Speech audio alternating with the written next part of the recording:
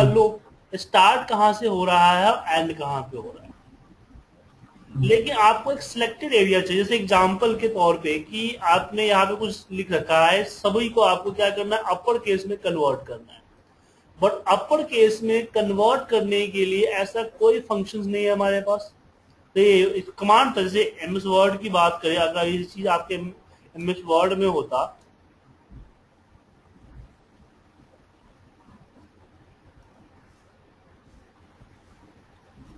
MS word में होता तो आप क्या करते, सेलेक्ट ऑल करते और यहीं पे आपके पास ए के नीचे यहाँ पे अपर केस कन्वर्ट हो जाता, तो जितना भी है। लेकिन एक्सेल की बात करें तो एक्सेल में आपको हर किसी के सामने आपको अपर का फॉर्मूला लगाना पड़ेगा, तब जाके आपका होगा। ठीक है सर।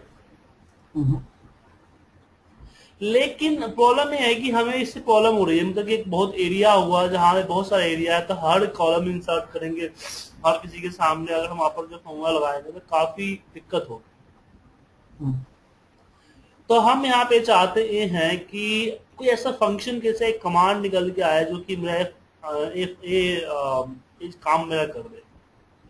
तो उसके लिए हम यहाँ पे मैक आते हैं कि सब आर ब्रैकेट ओपन करो,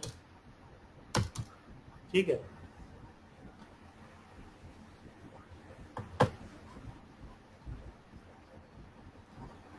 ओके, तो हम यहाँ पे लूप लगाएंगे, यहाँ पे लगेगा आपका फोर का लूप। लेकिन उससे पहले हमें यहाँ पे एक वेरिएबल लेने पड़ेंगे, dim r as a range.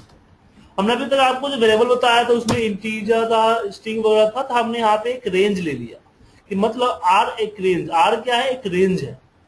फिर यहाँ पे हम करेंगे कि for each r in selection. क्या होगा कि मैक्रो को रन करने से पहले, हम मैक्रो जब भी रन करेंगे उससे पहले हम एरिया सिलेक्ट कर लेंगे। तो सिलेक्टेड एरिया है उसके हर एक सेल जो है ना वो ऑटोमेटिकली आर बन जाएगा वन बाय वन। फिर बोलेंगे कि r dot value, r dot value is equal to u case. Upper case में कन्वर्ट करने का होता है यू केस,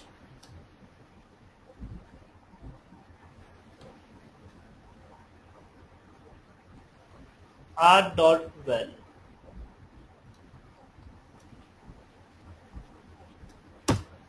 और फिर यहां पे नेक्स्ट, ठीक है सर। तो ये क्या होगा कि जो सिलेक्टेड एरिया है, सिलेक्टेड एरिया में से वन बाय वन इस तरह से चलेगा और सबका अपर केस में कन्वर्ट करते, जो ब्लैंक है उसको कुछ नहीं करेगा, जो नॉन ब्लैंक है उसको करते चले जाएगा। देखिए एक मिनट, कुछ गड़बड़ है। तो ईच आर इन सिलेक्शन, माफ कीजिएगा, सिलेक्शन की स्पेलिंग मिस्टेक हो गई है आपसे, किया ही हो है।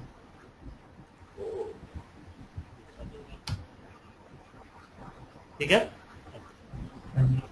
ये पूरा कर दिया। ऐसे लोअर केस में कन्वर्ट करना है तो यू के जगह एल डाल दीजिए, आपका लोअर केस में कन्वर्ट हो जाएगा। ठीक है सर। अब चलिए इसमें कुछ कंडीशन के साथ यूज करते हैं। तो आप जो आपने आर लिया है, तो आर क्या कर रहा है कि पूरी शीट में सारा जो भी कुछ लिखा हुआ सबको आर बना देगा? नहीं, एक सिलेक्टेड एरिया, मतलब कि अभी जो है मैं बताता हूँ, अभी एक दोबारा मैं समझाता हूँ आपको।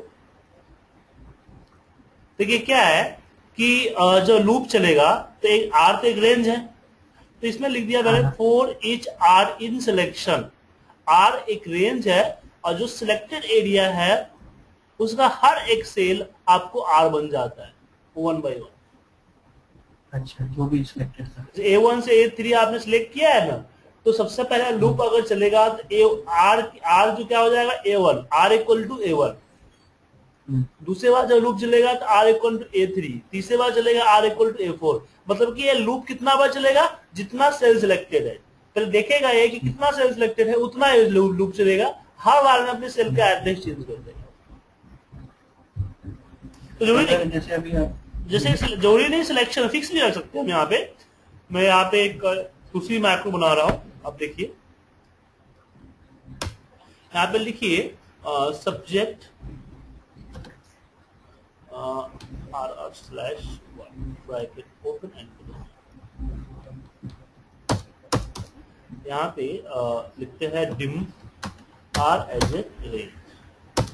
यहाँ पे लिखते हैं कि for each r in range क्या A1 से H18, A1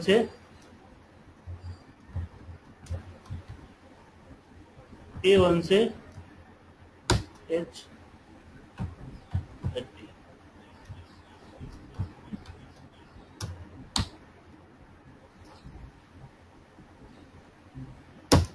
ठीक है सर। ये कंडीशन दिया कि if r dot value is equal to 50 greater than 50, then r dot interior dot color equal to baby red, and if and next. अब यहां पे देखिए क्या हुआ, हर एक रेंज है, for each r in range A1 से H18, मैंने एक रेंज फिक्स कर दिया है, इसमें सिलेक्शन करने की जरूरत नहीं है। अब इसी में हुआ कि अभी क्या हुआ कि कितना बार चलेगा, जितना इस पूरे रेंज के अंदर में सेल है। कितने सेल है, ये सेल 144 है, तो 144 टाइम ये चलेगा। ठीक है सर। और इसमें ये देखेगा कि इफ अगर r डॉट वैल्यू जब फर्स्ट टाइम चलेगा तो सेल की वैल्यू, सेल का एड्रेस का हुआ A1, तो देखेगा A1 की वैल्यू क्या ग्रेटर देन 50 है तो कलर करेगा, नहीं है तो नहीं करेगा। देन नेक्स्ट टाइम है अगेन टाइम मारेगा, अगेन 13 होगा, अगेन 43 होगा, इस तरह से आगे चलता जाएगा। ठीक है, नीचे आ जाएगा फिर यहाँ पे।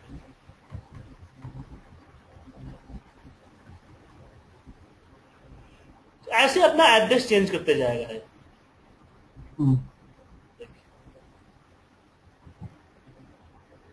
देखा सर।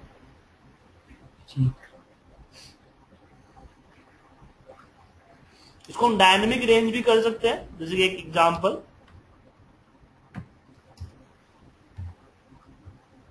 तो जहां पे आपको ऐसा लगता है कि आपका डेटा में मतलब कि आपको पता नहीं चल रहा है कि डेटा आपका कितना ज्यादा कितना कम होगा, या फिर स्टार्टिंग पॉइंट और एंडिंग पॉइंट आपको पता नहीं चल रहा है, आप चाहते हैं कि यूजर जो है before the selection, before the running matter first select करे डेटा, तो उस केस में हम इसका यूज कर सकते हैं कि पहले डेटा को सिलेक्ट करेगा देन वो रन करेगा मैक्रो। तो एक जैसे कि आप कंडीशनल फॉर्मेटिंग कैसे हो गई, या जो भी एक्सेल कमांड पिवट यूज कर दो, पिवट के लिए क्या कर दो, सिलेक्ट कर दो डेटा, सिलेक्टेड डेटा पे लगता है ना, उस केस में इसका यूज करते हैं। चलिए एक एग्जांपल आप देखते हैं। यहां पे करते हैं सब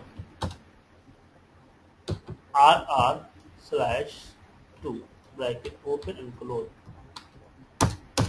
अब यहां पे मैं लिखता हूं dim R as a R, R1 तो दे देता हूं, R1 दो ऐसे हम डिफाइन कर सकते हैं एज ए रेंज।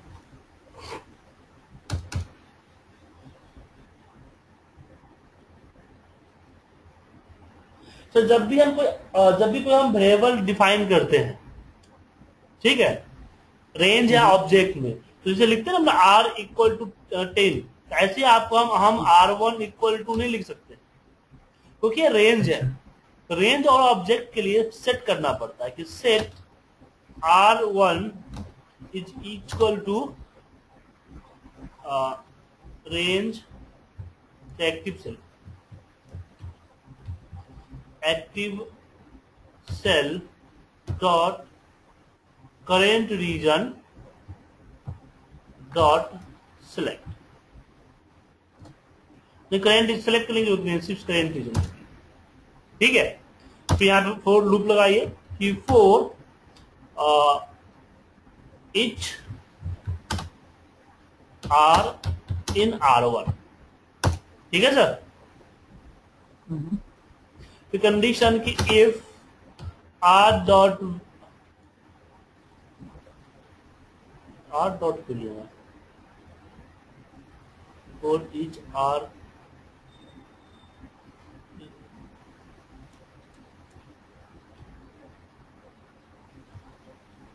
यहाँ पे कुछ प्रॉब्लम है।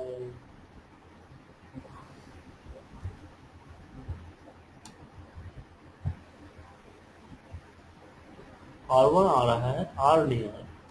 इसका मतलब है कि हम एक साथ वेरिएबल डिफाइन नहीं कर सकते।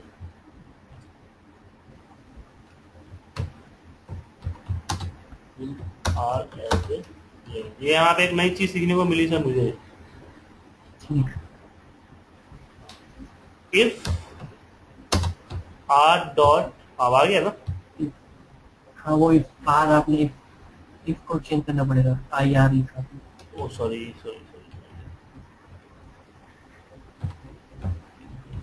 R dot value is greater than 50, then R dot interior dot color is equal to VV green। यहाँ पे and if and then next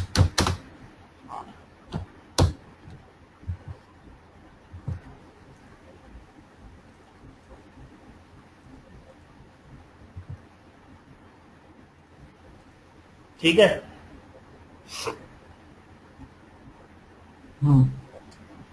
इस तरह से हम यूज करते हैं।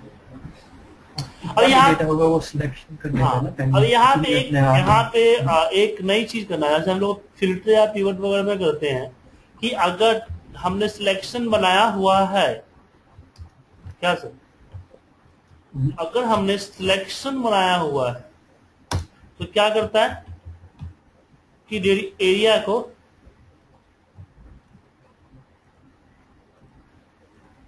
जैसे मैंने अगर सिलेक्शन बनाया तो एक सिलेक्टेड एरिया में चले, लेकिन अगर हमने सिलेक्शन ना बनाया, एक सिंगल सेल है, तो ऑटोमेटिकली वो कंट्रोल ले ले। जैसे फिल्टर में होता है, पिवट में होता है, सॉर्टिंग में होता है। समझे सर? नहीं समझे? जैसे आपने एक सेल नहीं, जैसे हमें किसी एक सेल पे क्लिक कर रखा हूं तो जैसे मैंने मान लीजिए कि मैं यहीं पे क्लिक करके छोड़ दिया है, रन किया, तो ऑटोमेटिकली पूरे मैक्रो अपने आप को ले ले, पूरे को ले ले। लेकिन अगर हम एक पर्टिकुलर एरिया को सिलेक्ट कर रखा है तो इसी सिलेक्टेड एरिया में चले। अच्छा, क्योंकि अगर मान लीजिए कि अगर मेरा डेटा अगर 1 लाख का डेटा है, मैं सिर्फ 20,000 पे चलाना चाहता हूं, तो फिर ये मैक्रो तो नहीं चलेगा ना। तो पूरा मैक्रो पूरा लेगा, 1 लाख का 1 लाख लेगा। ऊपर वाला जो है वो ऊपर वाला जो आपने जो बनाया था उसमें तो आपने रेंज दिया था ना उसको। हाँ, ये तो फिक्स रेंज हो गया ना सर।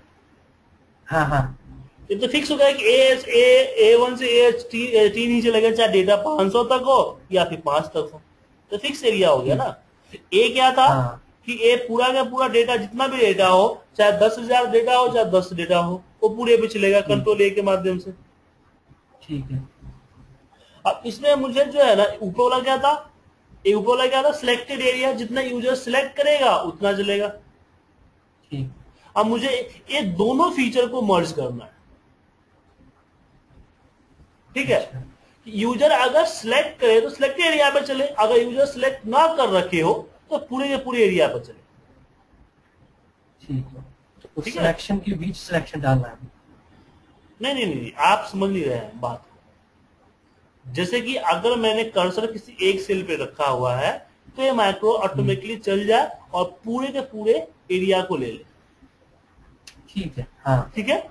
ये हाँ, ये एक सिलेक्शन हो गया ना। हाँ, मतलब कि हाँ, उसमें करेंट रीजन चले कब, करेंट रीजन का फंक्शन कब चले, जब मैं कर्सर किसी एक सेल पर रख रखा हूं। अच्छा, जैसे अभी B2 को पढ़ा है। हाँ, अगर मान लीजिए कि कर्सर आपका, अगर अगर आपने एक एरिया सिलेक्ट कर रखा है तो क्या हो कि पूरे जितना सिलेक्टेड एरिया है उतने एरिया पे चले। हम्म, हम्म, अब ये बात पता कैसे लगेगी कि इसकी सिलेक्शन कितना है, क्या है, किस तरह से पता लगाओगे कि कितना एरिया सिलेक्ट है। ठीक। हाँ सर। अगर जैसे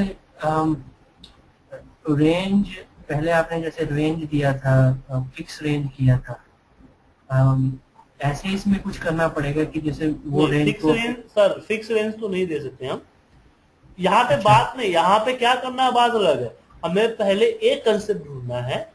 देखिए इसमें तो पूरा मैक्रो, इसमें दोनों मैक्रो का हमारा जो है पूरा कोडिंग है, कोई दिक्कत नहीं। हाँ, प्रॉब्लम यहाँ पे आ रही है कि मैं कब करेंट रीजन चलाऊं और कब सिलेक्शन चलाऊं।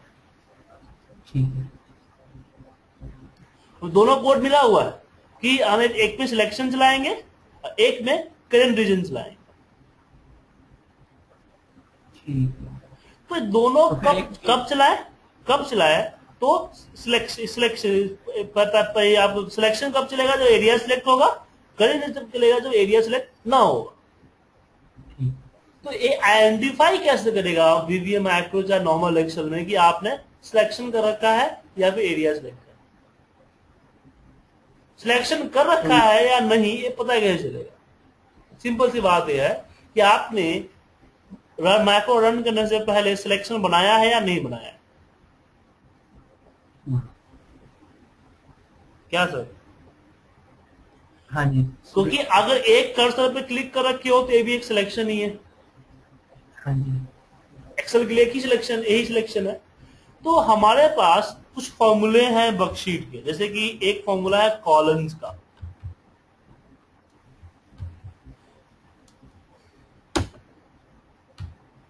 कॉलम्स, कॉलम्स क्या करता है कि आपने कितना कॉलम सिलेक्ट कर रखा है वो काउंट दिखाता है।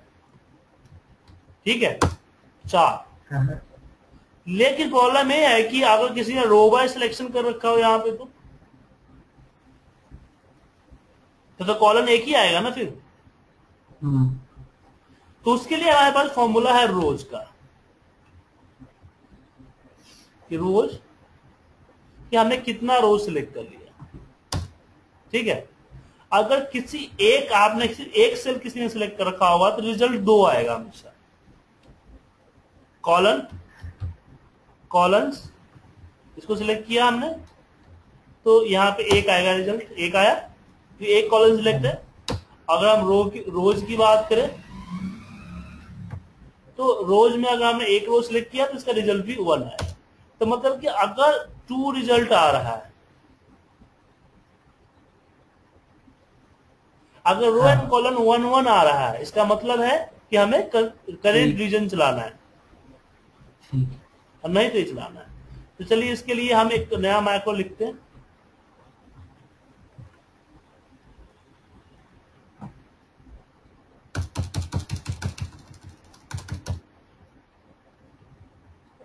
Subject RR/3 bracket open.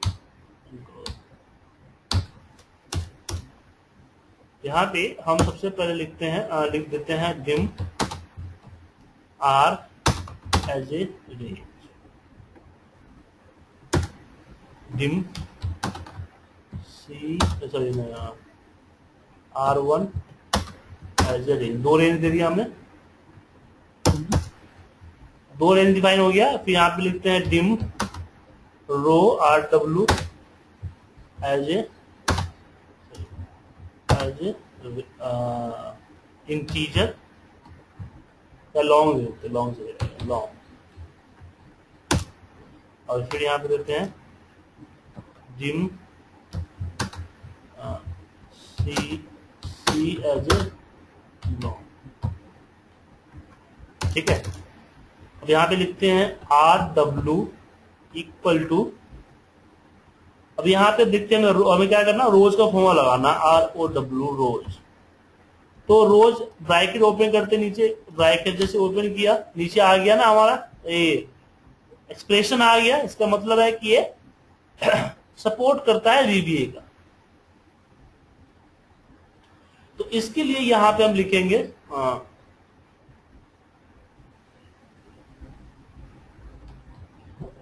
यहां देना है रेंज। रेंज के अंदर में मैंने यहां पे दे दिया सिलेक्शन डॉट एड्रेस।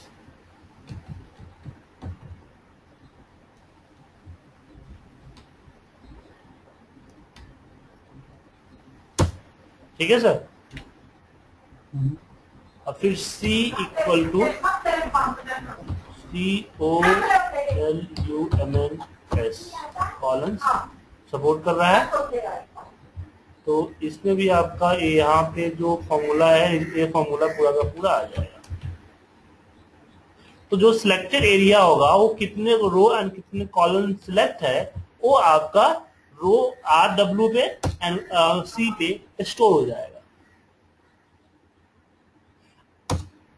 ठीक है, अब यहाँ पे करना है कि फोर ने यहाँ पे एक कंडीशन देना है कि इफ अगर RW इज इक्वल टू 1 और फिर कंडीशन में एंड C इक्वल टू 1। ठीक है, देन हमारा जो R1 है, set R1 equal to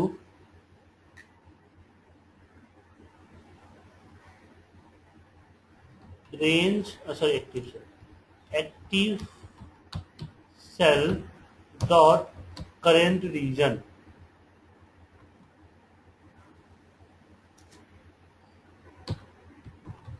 else set R1 equal to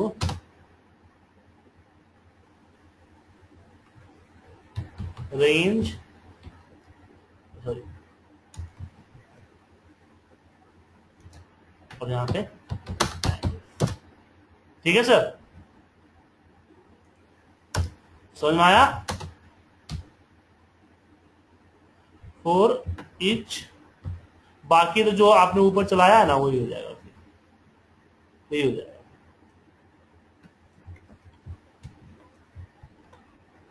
आया समझने सर?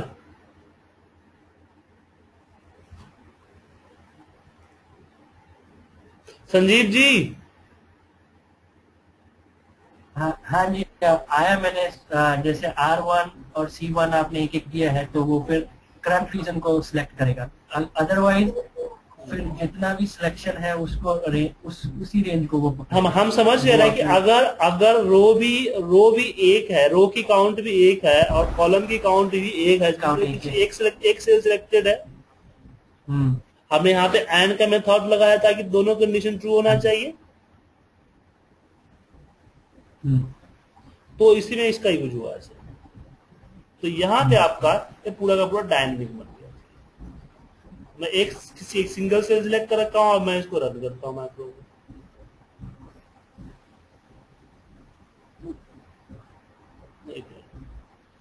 R3 है ना, टाइप मिसमैच।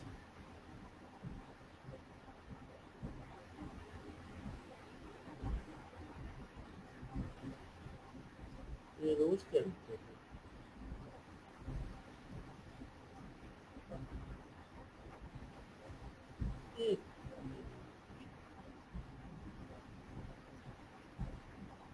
रोज लॉन्ग लिया ना हमने, तो रोज का फॉर्मूला क्या रिजल्ट निकल करेगा?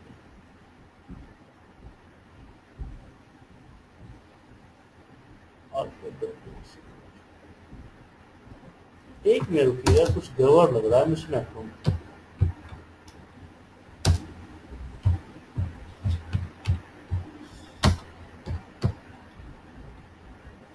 आर डब्ल्यू को मैं यहाँ पे वेरिएंट टाइप मिसमैच का एरर आया है। इसका मतलब क्या है कि यहाँ पे हमने वेरिएबल पे गलत ये कर रखा है, असाइन कर रखा है। देखिए तो रोज तो एज देता है ये type mismatch.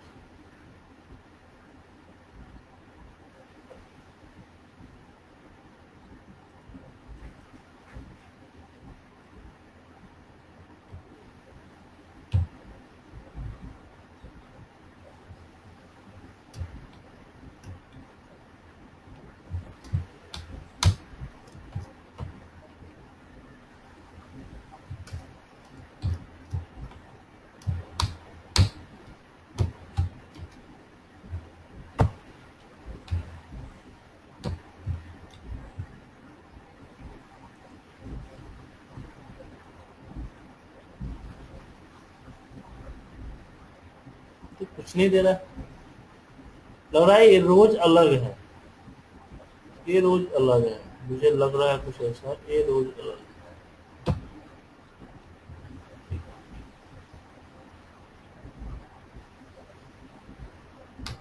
Application dot worksheet function dot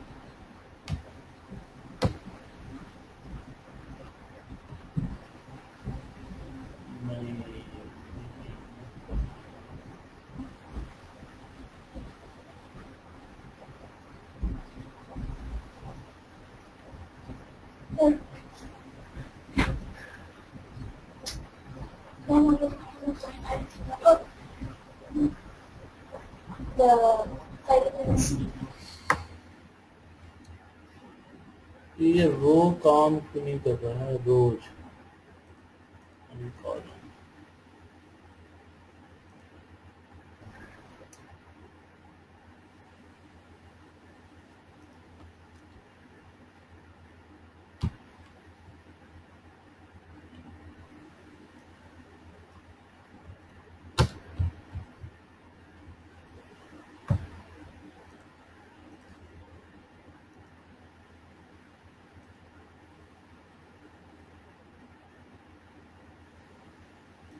क्या दिखा रहा है कि application identifier the object error.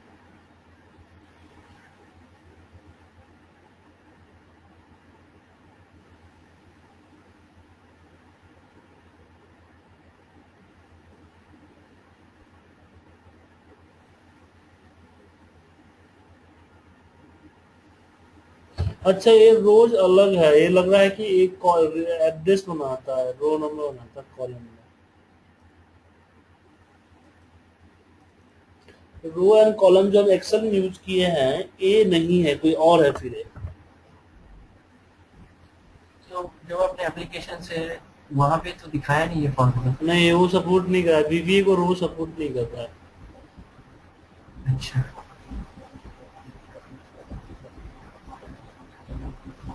Row and columns formula जो है, कॉलम एक कॉलम सपोर्ट कर रहा है,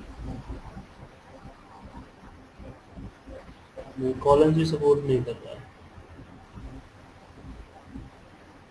रो एंड कॉलम्स दोनों सपोर्ट नहीं कर रहा है। तो इसका अल्टरनेटिव क्या निकलेगा?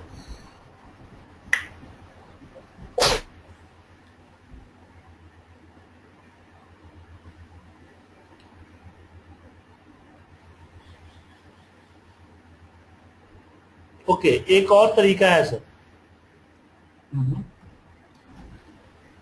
जैसे कि यहाँ पे हम दे देते हैं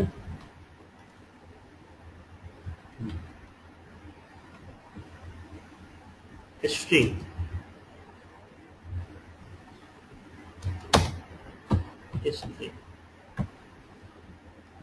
स्ट्रिंग में यहाँ पे करते हैं RW equal to selection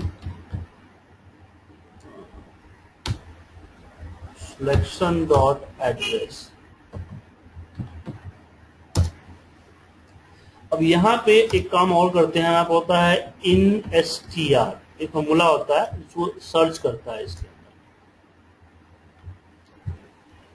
search में क्या होगा, स्टार्ट 1 से इसमें स्टार्ट करना है, RW में क्या स्टार्ट करना है, क्या सर्च करना है, मैंने बोला ए।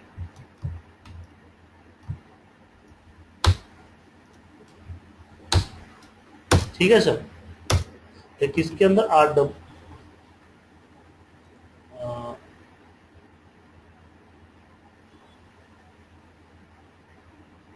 पे ही कर देते हैं कुछ। अब यहाँ पे हम करेंगे कि RW is equal to greater than 0। नहीं, यहाँ पे मुझे कोई और वेरिएबल देना पड़ेगा। यहाँ पे देते हैं RC, यहाँ पे RC, यहाँ पे RC।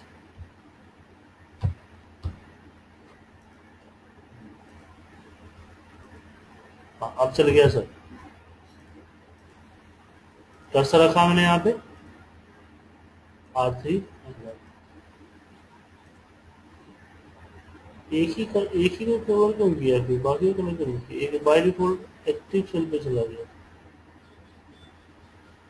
RC is greater than 0।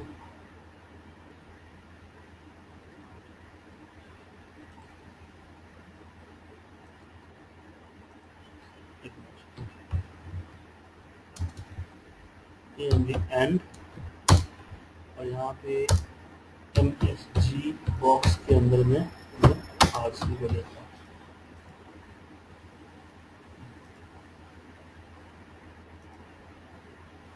Zero, अगर ग्रेटर देन 0 है, अच्छा हाँ सॉरी, अगर इक्वल टू 0 है तो यहाँ देना है। अब आ गया सर सही। अगर हमने नहीं सिलेक्ट किया हुआ है तो पूरा का पूरा एरिया को कवर करेगा, पूरा का पूरा एरिया को कवर करेगा। अगर हमने सिलेक्शन कर रखा है, पूरा एरिया कवर कर लिया। अगर हमने कोई यहाँ पे सिलेक्शन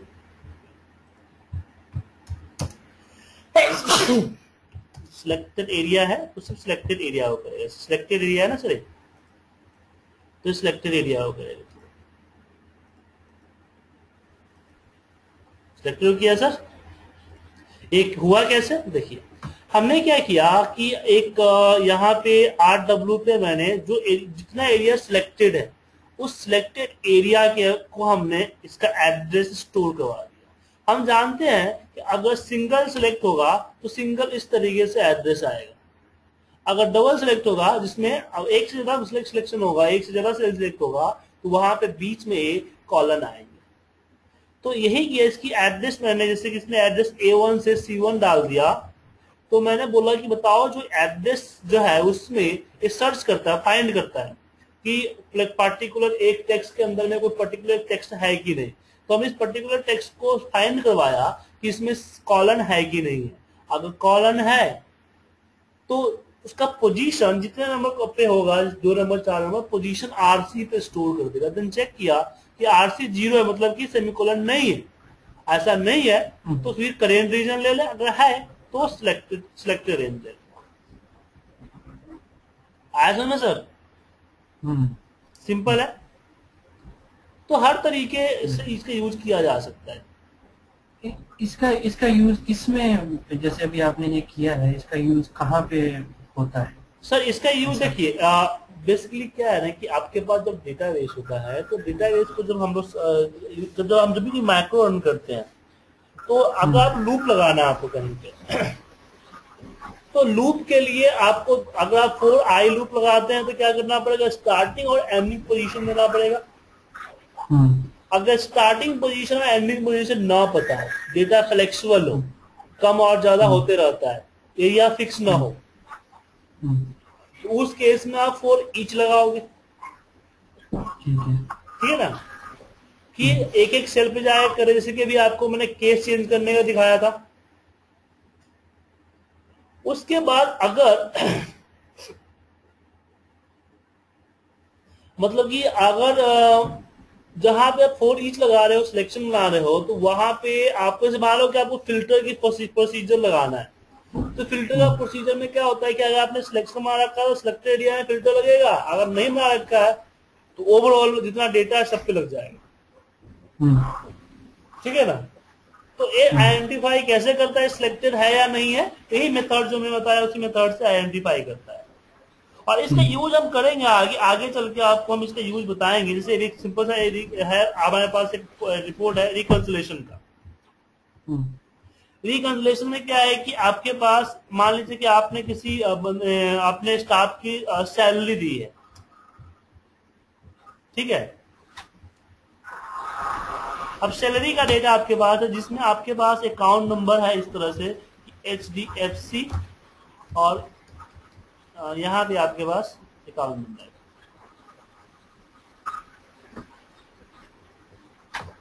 और यहाँ पे सैलरी है।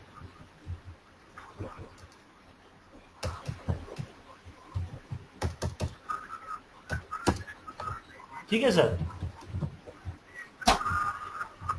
ये आपका डेटा है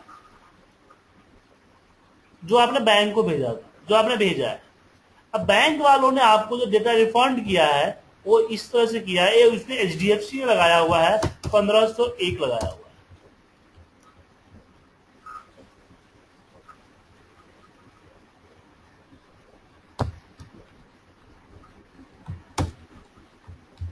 इस तरह से नंबर में। अब आपको कुछ ऐसा प्रोसीजर निकालना है कि दो ये डेटा यहां से मैच करके दिखाए कि जो सीट 1 में है, जो सीट 2 में है, वो डेटा सीट 1 में सेम सैलरी है कि इसमें लुकअप वगैरह नहीं लग सकता, क्योंकि यहाँ पे जरूरी कि HDFC हो, वो सिटी भी है, PNB भी है। और जरूरी नहीं है कि लास्ट में ही हमारे अकाउंट नंबर होगा, और अकाउंट नंबर का डिजिट भी फिक्स नहीं है कि हर बैंक का अलग अलग डिजिट होता है ना। हाँ। तो आपको यहाँ पे ऐसा कुछ करना है कि लुकअप जैसी फैसिलिटी यहाँ पे नहीं लगेगी, खले मतलब ये। ठीक है। तो आप ऑलरेडी सर्च करो इसके ऊपर कि किस तरीके से करके दिखाए। अगर आप कर लोगे तो अच्छी बात है, नहीं करोगे तो फिर मैं आपको कल बताऊंगा कि किस तरीके से हम यहाँ पे यूज करते हैं। ठीक है सर, ठीक है। ये फाइल मैं आपको भेज रहा हूं और रिकॉर्डिंग भी थोड़ी देर में मिल जाएगी। तो मिलते हैं।